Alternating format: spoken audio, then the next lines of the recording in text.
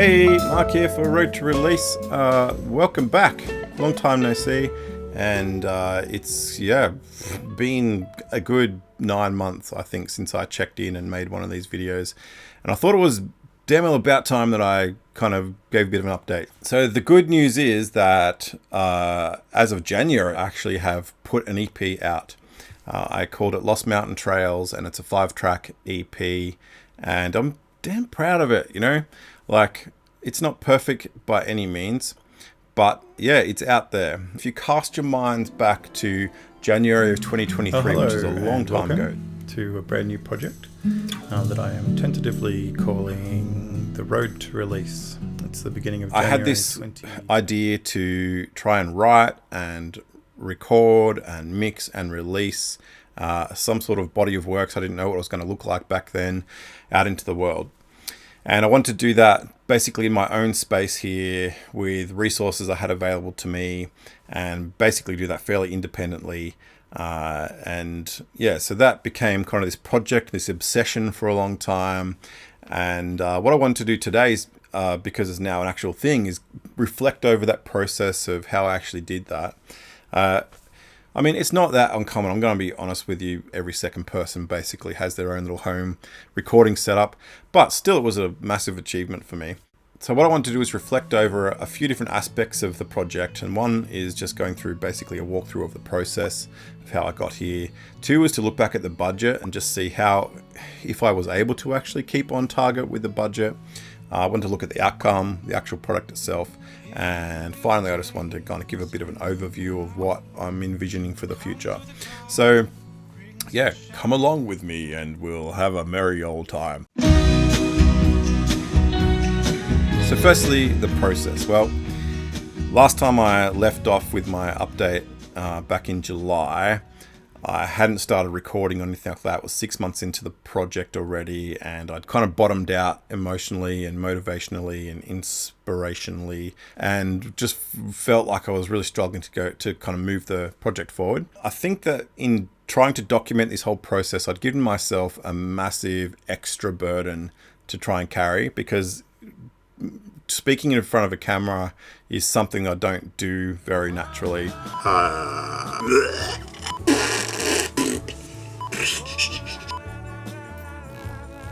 Also, I was trying to do it using budget gear kind of thing, so this is not an ideal setup for YouTubing whatsoever. So it was a lot of work to try and do this. So I felt like I was spending so much time trying to document the process of making this project come to life that really there was very little of a process there to actually document. And that just was not kind of helping things move forward. So back in July, I made the decision to just stop making YouTube videos. That was just a intentional decision to step back from this side of things and actually allow the music to be written and recorded.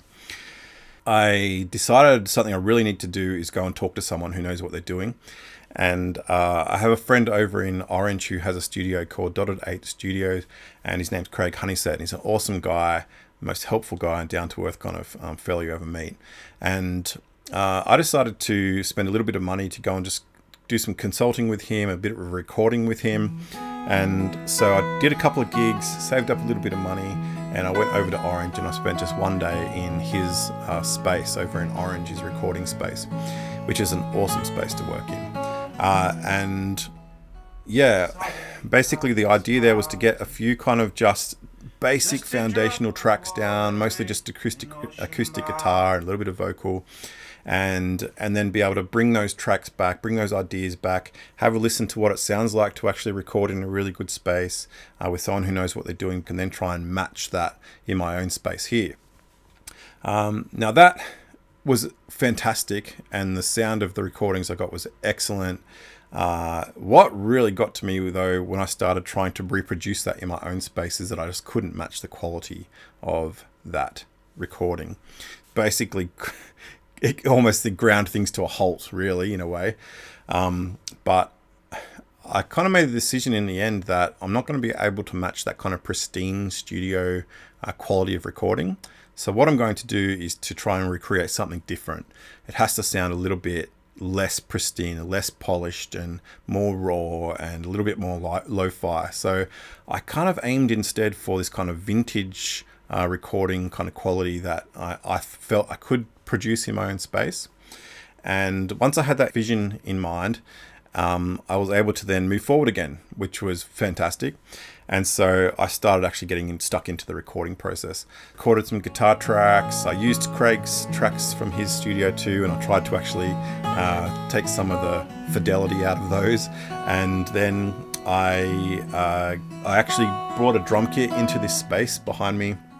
I got a drum kit and borrowed some microphones from a friend of mine who runs a music store here in town, and set up in this space and just kind of drummed out a bunch of tracks for a while. Now, you know, I'm actually not a drummer as such. I can play a little bit of drums, but I'm certainly not a drummer.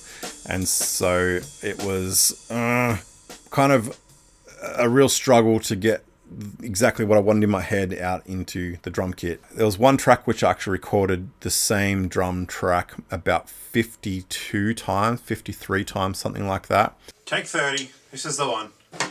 Come on. And it must have been the same old song that's been ringing around for 1,000 years.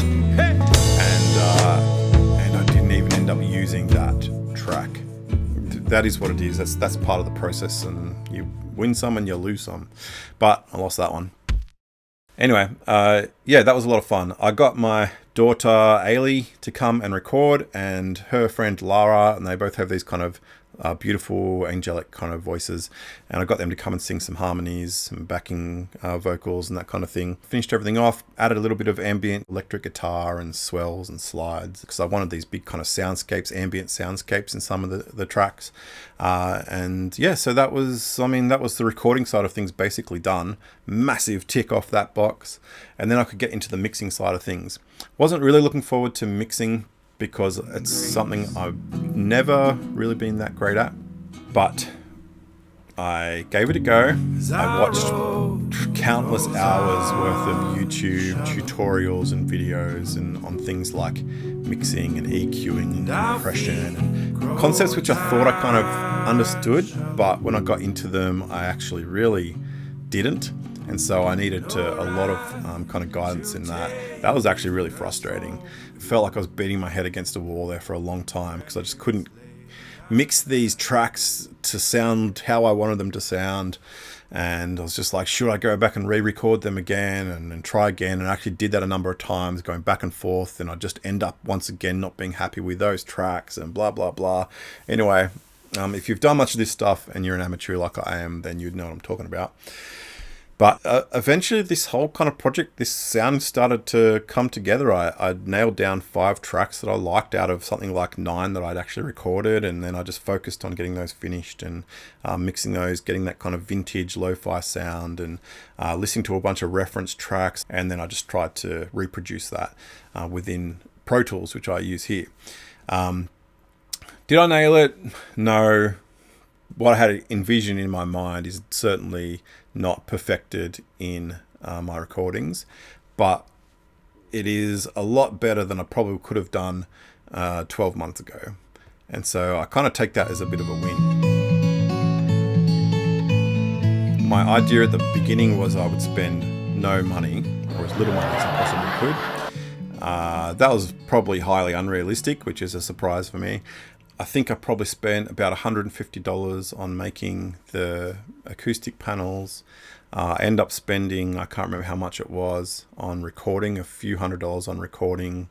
I actually did buy a couple of plugins in the end, a couple of FabFilter plugins, just because they were it just made my life a lot easier mixing in Pro Tools with these FabFilter plugins.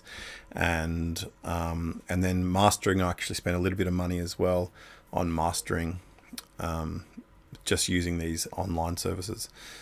So I probably spent overall, I would say, I think I calculated it was probably about $900 that I spent on the entire project, which is probably pretty good. I mean, I talked to someone a while ago who recorded one song, and they said that one song cost them over $6,000 to record for one track. So if I can record 5 tracks from home for $900, I think I've kind of kicked a goal there. I've achieved something at least. So the actual EP. Lost Mountain Trails. Now, I'm going to be honest with you. The day that I was supposed to release it, I was really struggling to just kind of get across the line, and I ended up just putting up a post on Instagram saying, tomorrow, new music coming out, blah, blah, blah. And that way I kind of felt like I was have to do it. And the next day I got to releasing it and actually hitting that button to submit the tracks online through DistroKid. And I just couldn't do it. There were too many imperfections. It was too rough. It was too unpolished. I was unhappy with all these different kind of elements of the recording. I just about had a breakdown, and I was on the verge of not releasing it. But Michelle, my wife, kind of came alongside me and said, look, you just have to put aside this perfectionism, because nothing you ever release is going to be perfect. And that was wise.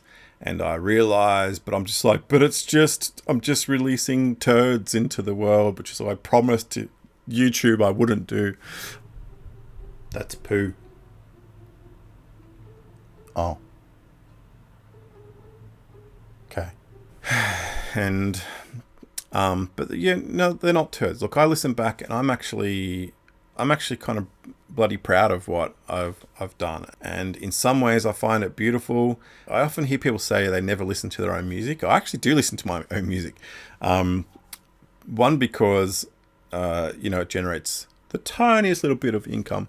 But two, because it's an emotional expression that I put out. They're coming from my own headspace and my own experience, my own history, and my own emotional space. And so I do play my music sometimes. I'm not ashamed to admit that. It's not that I necessarily love it, and I've got to take off my critical ears when I do that and just try and actually resonate with the song itself. And so that is a bit of a struggle, but I feel like I've kind of got past that. And, from the response I've got from people, I've had some really great feedback that these songs have resonated with people. And if it resonates with a couple of people, like, that's great. Like, I'd rather resonate with millions, but it's not perfect. And I've put that aside, and it's my greatest enemy, and it probably always will be. But it is something that is now out there, and it's part of me, and it's out in the world. When it's late at night. So what's next? So basically, once I released the EP, I kind of just took a step back and took a few deep breaths, and I wasn't keen to dive straight back into recording again or anything like that. But just recently I've been picking up the guitar and writing some more tunes. I like the idea of releasing just these little sets of songs, 5-6 tracks kind of thing, based around a theme. That's actually really helped me to kind of hone in on my vision for this project originally. So that's something I wouldn't mind doing again. I have a few themes that I would like to work on. I'm very much into things like the paranormal. I've had experiences growing up, and I know other people have too, and I think there's so much mystery in this world as far as things that go beyond naturalistic explanations go, that I'd love to explore that in music somehow. So that's one idea. Got a bunch of other ideas in the works as well. So you're going to hear from me again, whether you damn well like it or not, all right? But thanks for coming along on this journey for Road to Release. It's not the end of the road, but it is the end of the road for this EP. I can now put this behind me, and it's time to move on. So I hope to catch you again sometime soon for a new project. And maybe I'll document in that possibly in a different way, which is less time consuming. But for now, go out and check it out. See what you reckon of the songs if you haven't listened to them already. And I'll see you next time for Road to Release. Thank you. It's been fun. Bye.